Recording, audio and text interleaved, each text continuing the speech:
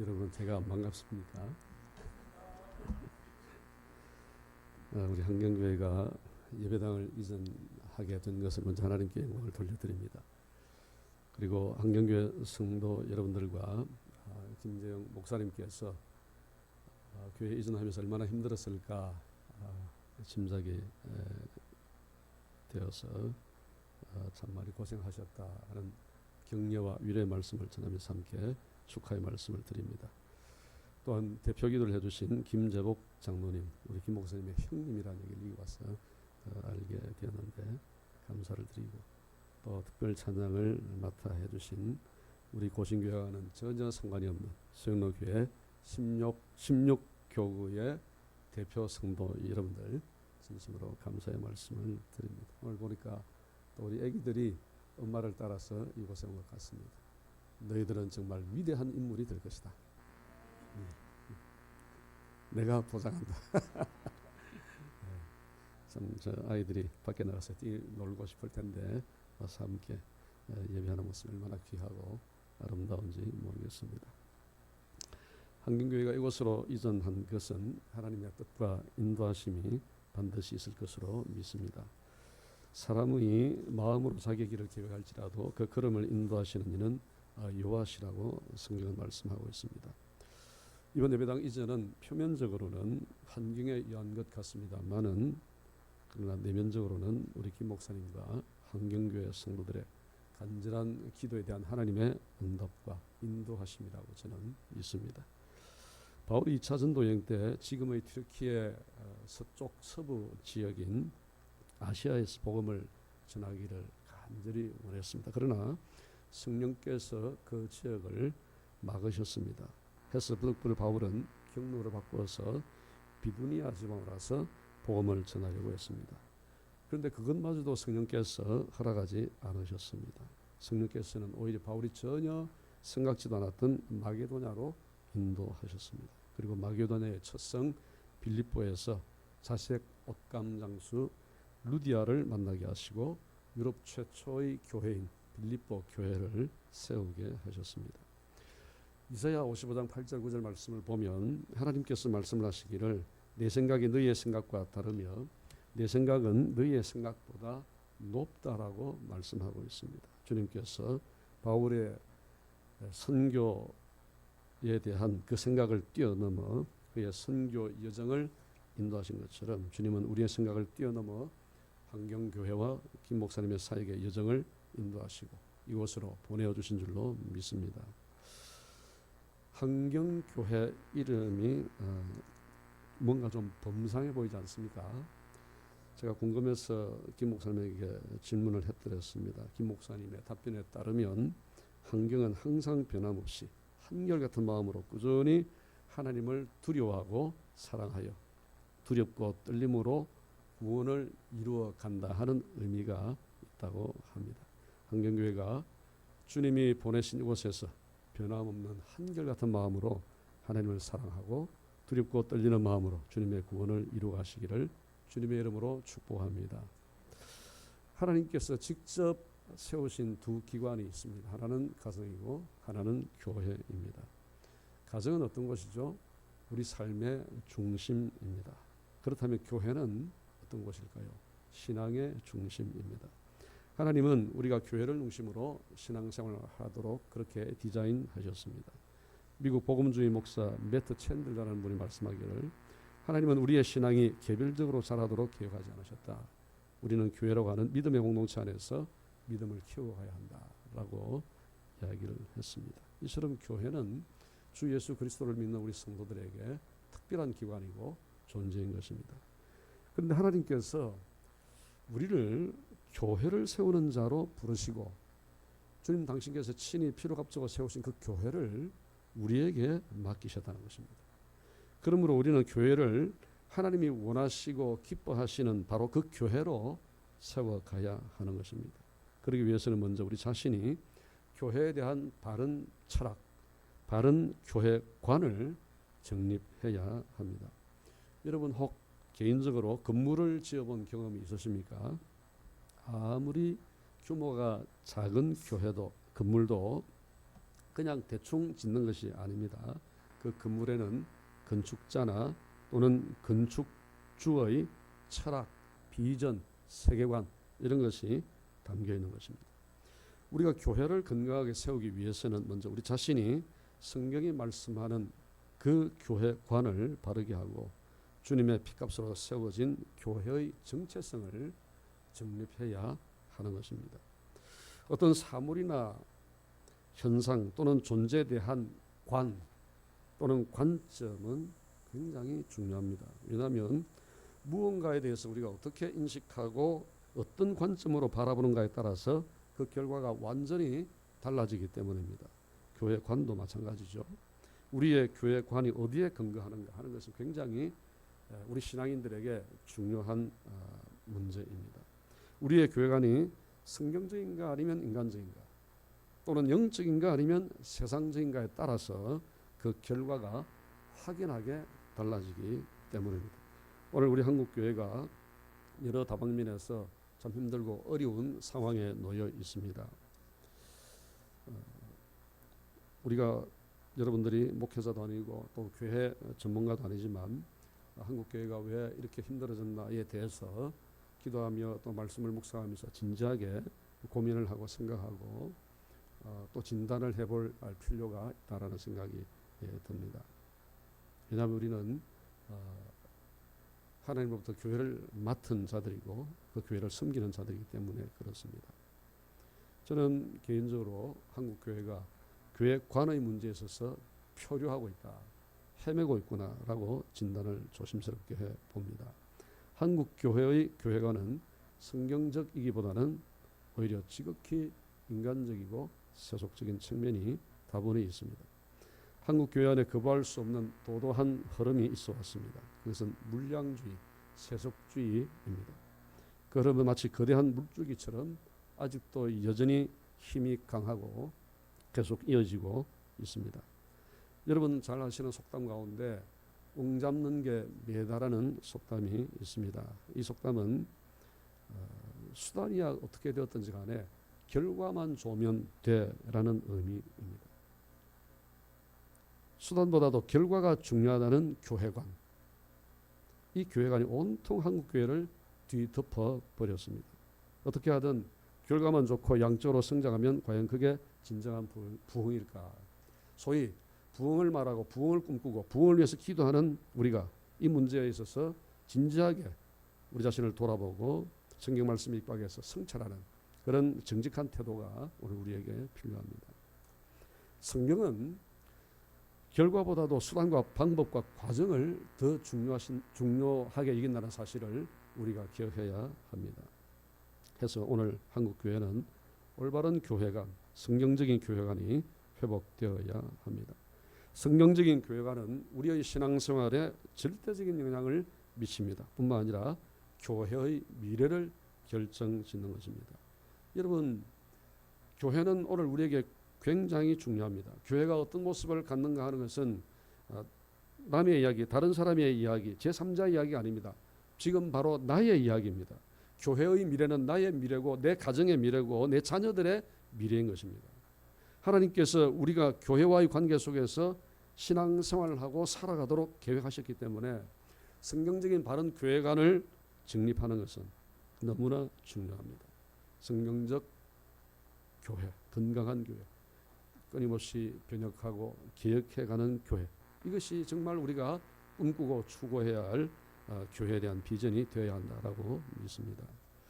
교회라는 이름이 성경에 정식으로 등장하는 것은 오순절 성령 강림 직후였습니다. 당시 교회라는 이름은 건물을 의미하는 것이 아니었습니다. 하나님의 백성들을 통틀어 일컫는 표현이 교회였습니다. 여러분, 교회당, 예배당과 교회를 구분할 수 있어야 합니다. 교회는 건물이 아니고 사람입니다. 그러나 우리가 이렇게 모여서 예배를 드리고 있는 이 건물, 이 공간은 교회당인 거죠. 그렇습니다. 교회는 예수 그리스도를 믿는 사람들의 모임입니다. 교회를 헬라어로 에클레시아라고 하는 것을 여러분 아실 것입니다. 불러냄을, 부르심을 받은 사람들의 모임이다, 공동체다, 그런 뜻입니다. 교회가 부르심을 받은 무리인 것은 하나님이 어떤 목적을 위해서 사람들을 한 사람 한 사람 이렇게 불러내었다는 의미입니다.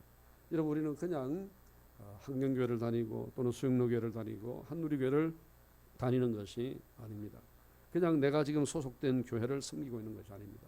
하나님께서 마치 핀셋으로 하나하나 끄집어내시듯 그렇게 우리를 각자의 교회로 부르시고 그 교회를 섬기고 사랑하고 헌신하며 충성 봉사하도록 그렇게 하신 것입니다. 하나님의 부르심에는 크게 네 가지 의미가 있습니다. 첫째는 죄와 사망으로부터의 부르심이 있습니다. 하나님은 죄와 사망으로부터 우리를 구원하시기 위해서 불러내신 것입니다. 두 번째로 하나님과의 관계를 위해서 부르셨습니다. 하나님은 우리와 언약을 맺으시고 우리를 당신의 자녀로 삼아주셨고 우리는 감히 그 하나님을 아버지라고 부를 수 있게 되었습니다. 세 번째는 하나님은 우리를 하나님의 상속자로 부르셨습니다. 마지막 네 번째는 하나님은 우리를 당신의 소유로 부르셨습니다. 그렇습니다. 우리는 하나님의 소유입니다.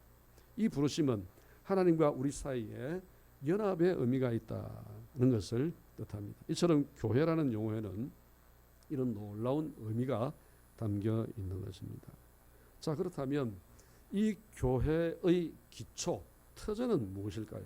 오늘 본문이 그것을 명확하게 우리에게 제시하고 있습니다. 18절을 볼까요? 또 내가 네게 이르노니 너는 베드로라. 내가 이 반석 위에 내 교회를 세우리니 음부의 권세가 이기지 못하리라. 교회의 크고 작은 규모를 떠나서 그 어떠한 세력도 음부의 권세조차도 결단코 주님께서 피로 값주고 세우신 교회를 이기지 못하는 줄로 믿으시기 바랍니다. 한경교회가 외적으로는 규모가 작지만 이 교회의 주인은 하나님이시고 주님께서 이 교회를 세워가시는 한 그 어떤 악한 세력도 이 교회를 흔들지 못할 것입니다. 주님께서 이 반석 위에 내 교회를 세우신다고 했는데 반석은 베드로의 이름 뜻입니다. 그러나 반석 위에 교회를 세운다는 것은 베드로 위에 교회를 세운다는 뜻은 결코 아닙니다. 로마 교회, 우리가 일컬어 로마 천주 교회라고 표현하는 로마 교회에서는 이 본문을 잘못 해석해서 주님께서 베드로를 교회의 기초석으로 삼아서 교회를 세우는 것으로 이해를 하고 베드로를 그들 교회의 초대 교황으로 추대했습니다. 이건 심각한 성경 해석의 오류입니다. 여러분, 사람이 결코 교회의 기초석이 될 수 없습니다. 베드로가 교회의 기초가 결코 될 수 없는 것입니다. 김재영 목사님이 또는 김규환 이 사람이 교회의 기초가 될 수 없습니다. 교회의 기초는 오직 우리 주 예수 그리스도이십니다.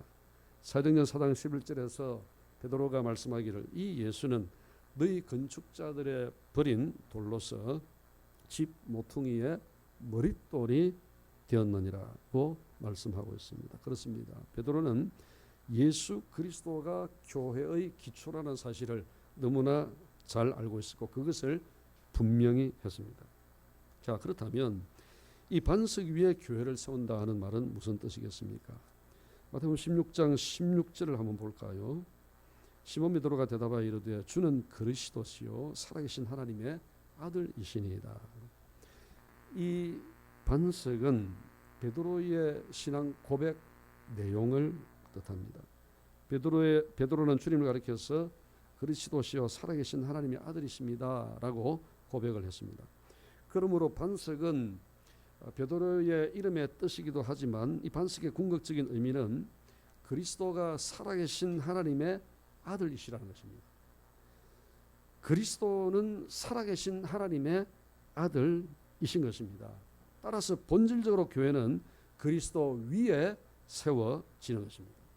교회가 예수 그리스도 위에 세워진다는 것은 여러 가지로 해석을 할 수 있겠습니다만은 말씀과 관련하여 연결할 때 교회는 하나님의 말씀 위에 세워진다는 것입니다. 예수 그리스도는 말씀이십니다. 요한복음 1장 14절을 보면 말씀이 육신이 되어 우리 가운데 거하시며 말씀이신 예수님이 육신의 몸을 입고 이 세상에 우리 가운데 오셨다는 것입니다. 디모데전서 3장 15절을 보면 교회를 가리켜서 진리의 기둥과 터라고 말씀하고 있습니다. 교회를 세운다는 것은 진리를 세우는 작업인 것입니다. 진리가 무엇이죠? 하나님의 말씀, 즉 주 예수 그리스도의 생명의 복음이 진리입니다. 교회를 세우는 가장 이상적인 기초, 뼈대는 하나님의 살아있고 역사하시는 말씀, 주 예수 그리스도의 생명의 복음인 줄로 믿습니다. 말씀에 기초하지 못한 교회가 오늘 한국 땅에 참 많이 있습니다. 말씀에 기초하지 못하니까 무엇에 기초하게 됩니까? 사람의 생각, 사람의 계획, 사람의 주장에 기초할 수밖에 없게 되는 것입니다. 그런데 여러분, 저도 사람이고 여러분도 사람인데 우리의 생각은 어떤 것들입니까? 탐심, 명예심, 권력욕, 교만, 정욕, 이런 것들이 사실은 우리 마음 깊이 자리하고 있는 것이 사실이지 않습니까? 그래서 사람의 생각은 교회를 세우는 것이 아니라 오히려 교회를 힘들게 만들고 교회를 파괴하고 교회를 허물어 버리는 것입니다. 간절히 바라는 것은 우리 한경교회가 말씀에 기초해서 세워지는 그런 교회가 되기를 바라고 또 그렇게 될 줄로 믿습니다. 우리 김재영 목사님이 철저한 개혁주의 또 칼빈주의 신학과 신앙을 소유하고 그것에 바탕에서 목회를 하고 있기 때문에 우리 한경교회는 말씀에 기초해서 온전히 세워가리라 믿습니다. 자, 그렇다면 주님의 교회는 어떤 구조로 되어 있을까요? 제가 성경 세 곳을 인용해서 여러분들에게 읽어드리겠습니다. 먼저 에베소서 1장 4절 5절을 제가 읽어드릴게요. 곧 창세전에 그리스도 안에서 우리를 택하사 우리를 사랑 안에서 그 앞에 거룩하고 흠이 없게 하시려고 그 기쁘신 뜻대로 우리를 예정하사 예수 그리스도로 말미암아 자기 아들들이 되게 하셨으니 라고 말씀하고 있습니다. 그 다음 에베소서 1장 9절 10절을 보면 그 뜻의 비밀을 우리에게 알리신 것이요 그의 기뻐하심을 따라 그리스도 안에서 때가 찬 경륜을 위하여 예정하신 것이니 하늘에 있는 것이나 땅에 있는 것이 다 그리스도 안에서 통일되게 하려 하십니다. 마지막으로 에베소서 1장 22절 23절을 보면 또 만물을 그의 발 아래 복종하게 하시고 그를 만물 위에 교회의 머리로 삼으셨느니라. 교회는 그의 몸이니 만물 안에서 만물을 충만하게 하시는 이의 충만함이니라고 말씀을 하고 있습니다. 제가 방금 인용한 이 세 구절은 교회의 구조를 분명하게 말씀을 하고 있습니다. 하나님께서 온 우주 만물을 예수 그리스도 안에서 통일되게 하기 위하여 예수 그리스도를 온 우주 만물의 권세자와 주관자로 세우셨다는 것입니다. 그리고 예수 그리스도를 교회의 머리로 삼으시고 교회는 그의 몸이 되게 하셨다는 것입니다. 예수님은 교회의 머리가 되시고 교회인 우리는 예수님의 몸이 됨으로써 머리와 몸이 하나가 되게 하신 것입니다.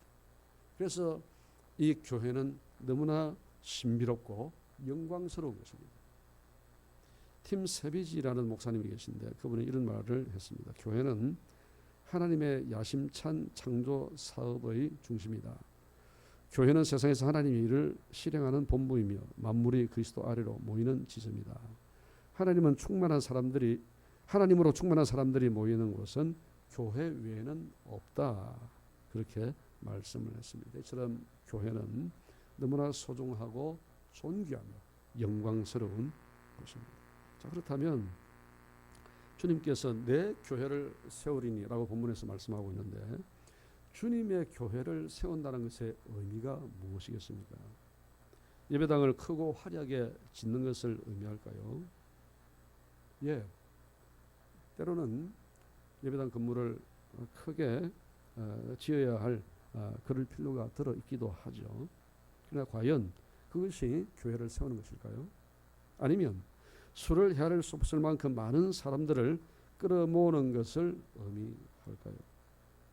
주님의 교회를 세운다는 것은 교회로 부름받은 우리가 어떻게 성도로서 합당한 삶을 살아갈 것인가, 어떻게 우리가 우리에게 주어진 이 신앙으로 하나님을 영화롭게 드리고 그분을 영광스럽게 해드릴 수 있을 것인가?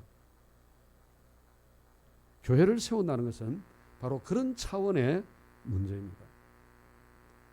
교회를 세운다는 것은 교회인 우리를 거룩하고 온전한 하나님의 사람으로 세워가는 것을 의미하는 것입니다. 그러니까 교회를 세운다는 것은 사람을 세워가는 것이죠. 에베소서 5장 26절 27절을 제가 읽겠습니다. 이는 곧 물로 씻어 말씀으로 깨끗하게 하사 거룩하게 하시고 자기 앞에 영광스러운 교회로 세우사 티나 주름 잡힌 것이나 이런 것들이 없이 거룩하고 흠이 없게 하려 하십니다. 교회인 우리는 거룩하고 흠이 없는 자가 되어야 합니다. 예, 물론 우리가 어떻게 온전히 거룩하고 흠이 없는 자가 될 수 있겠습니까? 그러나 그렇게 되기 위해서 날마다 말씀으로 기도로 실험하며 우리를 거룩하고 흠이 없는 자로 하나님 앞에 세워가야 하는 것입니다. 이것이 교회를 향한 하나님의 궁극적인 목적이고 교회가 존재해야 할 본질적인 이유인 것입니다. 이스라엘 백성 공동체를 가리켜서 구약교회라고 표현을 합니다. 구약교회를 향한 하나님의 목적은 선명했습니다. 거룩함이었습니다. 레위기 11장 45절을 보면 하나님은 이스라엘 백성들을 향하여 내가 거룩하니 너희도 거룩하라고 말씀하셨습니다. 구약교회가 거룩을 잃어버렸기 때문에 하나님께서 징계의 채찍을 들어 그들을 징치하시고 또 그들을 외면하셨던 것입니다. 하나님께서 교회인 우리에게 요구하시는 것은 일이나 어떤 업적이나 성과보다도 먼저 성도로서의 본질적인 변화입니다. 우리를 향한 하나님의 관심은 존재이지 일이 아닙니다. 그러므로 교회는 많은 일을 물론 해야 하긴 합니다만 그 전에 먼저 사람다운 사람을 세우고 성도다운 성도를 세우는 것을 목적으로 해야 하리라 믿습니다. 왜냐하면 교회는 사람이기 때문에 하나님이 우리를 부르신 이유는 우리를 거룩하고 흠이 없는 존재로 만드시기 위함이라는 사실을 여러분 기억하십시오. 그래서 우리 김재영 목사님 또 한경교회가 이곳으로 이전해서 이곳에서 다른 무엇보다도 한 사람 한 사람을 흠이 없고 거룩한 하나님의 교회로 세워가는 일에 최선을 다할 때 하나님께서 전혀 예상치 못하고 생각지 못한 그런 놀라운 은혜와 또 부흥을 허락해 주시리라 믿습니다. 우리가 거룩하고 흠이 없는 주님의 교회로 세워지기 위해서는 날마다 자기를 부인하고 자기 십자가를 지는 치열한 영적 싸움을 싸워야 됩니다. 마태복음 16장 24절을 여러분 한번 보십시오. 이 예수께서 제자들에게 이르시되 누구든지 나를 따라오려거든 자기를 부인하고 자기 십자가를 지고 나를 따를 것이니라. 교회는 먼저 십자가를 지려고 하는 사람들로 가득해야 합니다. 우리 한경교회에 대해서 제가 모든 다 알지 못하지만 언젠가 우리 김 목사님이 우리 김 집사님 오늘 낮예배 때 기도하셨던 우리 김재원 집사님에 대한 이야기를 잠시 하셨습니다. 김 집사님이 거의 결혼을 포기할 정도로 교회를 위해서 수고하고 헌신하고 온갖 열정과 열의를 쏟아붓고 있다는 것을 제가 이야기를 들었습니다. 여러분 우리 김 집사님 장가가도록 기도 좀 해주시기 바랍니다. 요새는 너무 믿음이 좋아도 장가를 시집을 오려고 하지 않던데 어쨌든 우리 집사님 좋은 믿음의 배필을 만날 수 있도록 그래서 부부가 함께 주님의 교회를 섬기고 또 세워갈 수 있도록 기도해 주시기를 바랍니다. 수육역에 믿음 좋은 처자 없습니까? 제가 그 이야기 듣고 우리 김 집사님이 이것이 또 이 길이 내 몫의 십자가구나 라는 확신을 하고 우리 김 목사님의 좋은 동력자가 되어서 이렇게 한경교회를 섬기고 있구나 하는 생각이 들었습니다. 교회 공동체 안에서 누군가가 자기 몫의 십자가를 지려고 하는 사람들이 있어야 됩니다. 아니 그런 사람들로 교회는 가득해야 됩니다. 그럴 때 교회는 더욱 건강하게 세워지리라 믿습니다. 그리스도인의 표식, 사인이 뭘까요? 마태복음 7장 20절에서 주님께서 말씀하시기를 그들의 열매로 그들을 알리라고 하셨습니다. 어떤 것이 좋은 나무이고 또 어떤 것이 나쁜 나무인가는 그 나무가 어떤 열매를 맺는가를 보면 알 수 있죠. 얼마나 종교적인 업적을 많이 남겼느냐는 것보다도 더 중요한 것은 얼마나 거룩해지고 얼마나 변화된 삶을 통해서 성령의 열매를 삶 가운데서 맺어가는가 하는 것이 실은 더 중요한 것입니다. 하나님은 우리를 하나님의 백성으로 부르시고 교회가 되게 하셨습니다. 그러므로 내가 교회이고 또 우리가 교회입니다. 우리는 이제 이 나라고 하는 교회를 거룩하고 영광스러운 교회로 세워가야 하겠습니다. 우리 자신과 환경교회와 이 땅의 교회들이 하나님이 원하시고 목적하시는 바로 그 교회로 바르게 세워질 때 음부의 권세가 결단코 이기지 못할 것입니다. 이제 말씀을 맺겠습니다. 환경교회가 이곳으로 이전함으로써 새로운 전환점을 마련했습니다. 이곳에 사람의 교회가 아니라 주님의 교회가 세워지기를 바랍니다. 사람의 생각과 욕심으로 세워지는 교회가 아니라 말씀 위에 세워지는 교회가 되기를 바랍니다. 환경교회 성도 한 사람 한 사람이 거룩하고 흠이 없는 하나님의 사람으로 세워지기를 바랍니다. 왜 어려움이 없겠습니까? 왜 고난과 역경이 따르지 않겠습니까? 그러나 그런 시련 가운데서도 하나님과 이웃을 향한 변함없는 사랑과 헌신으로 이 지역의 축복의 통로가 되고 하나님의 구원을 이루어가는 주님의 교회가 되기를 주님의 이름으로 축복합니다.